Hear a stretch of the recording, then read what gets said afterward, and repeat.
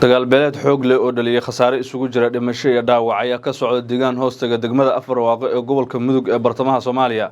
iyadoo oo lagu jira bisha barakeysan ee Ramadaan ayaa waxa socanayo dagaal beeleed oo dhiig badan ku daatay waxaana saaka ilaa iyo xilligan ay la hadlayo dagaal uu ka socda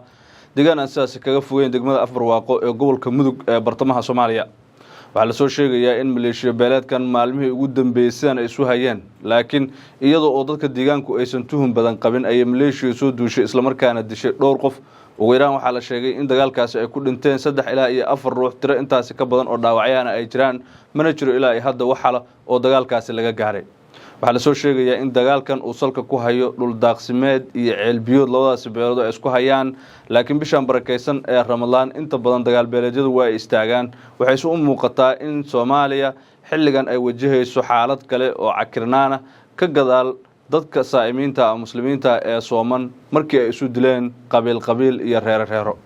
maamulka Galmudug oo deegaankani ka tirsan yahay waxay sheegay in maara u leeyihiin kala xakameynta dadkan iyagoo ugu baaqay dawladda federaalka isoo kale maamulka intiisa kaleba inay wax ka qabtaan dhinaca kale odayaasha dhaqanka degmada Afar Waaqo ee gobolka Mudug ee bartamaha dalka ayaa isku dayay inay ku baxaan ama waan kala dhex dhigaan labadan beelood hase ahaatee way u suura gali weysay sidoo kale dagaalkan oo saacado badan qaatay ayaa daryanka dhawqa rasaas ay isu adeegsanayaan labada dhinac waxa laga maqlayaa deegaano ku dhow Afar Waaqo iyo soo kale meel ka fog intaba waxaana jira khasaare u dhaliyay dagaalkan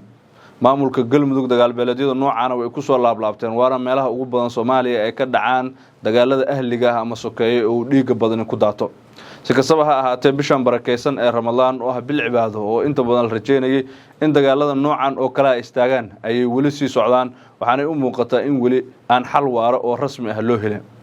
geesteeda wasaaradda arrimaha gudaha Soomaaliya ayaa iyaduna loogu baaqayaa in ay markaas dagaalkan doorkeeda ka qaadato oo nabadeynta sidii beelahan walaalaha ah loo kala dhaxgali lahaa ay markaas isku howsha Soomaalida dhowr iyo 30 sano ee burburka sokeeye dalkeena uu ka jiray waxay isu dilayeen ceelbiyood dhul daaqsimeed dhul beereed iyo waxyaabo kale oo la mid ah iyadoo ugu dambeyn xal laga gaara markii ay dhintaan wiilal aan waxba galabsan oo qoriga qabiil uu isugu dhiibo kadibna xal ay gaaraan labada beelood oo maalmo kadib diyo iyo soo kale waxyaabo kale oo Soomaalidu ay dhaqan u leedahay la kala qaato hadda waxay dadka deegaanku codsanayaan in la soo gaaro lana kala dhaxgalo labadan beelood inta badan beelaha waxay isku dagaalaan xil roobaadyada iyo xilliga jiilaalka ah waxay ugu badan tahay xilliga barwaaqada ama barwaaqo sooranka ee uu roobku doo oo dhul daaqsimeedka reer guuraagu ay markaas isku qabtaan iyadoo oo la dilo dad Soomaaliyeed oo aan waxba galabsan wararka warbixinada wareysiyada iyo falanqaynta Kaab Somali TV waxaad kala socon kartaa baraheena bulshada Facebook, Twitter, Instagram, TikTok, YouTube ama ku soo biir barteena Telegram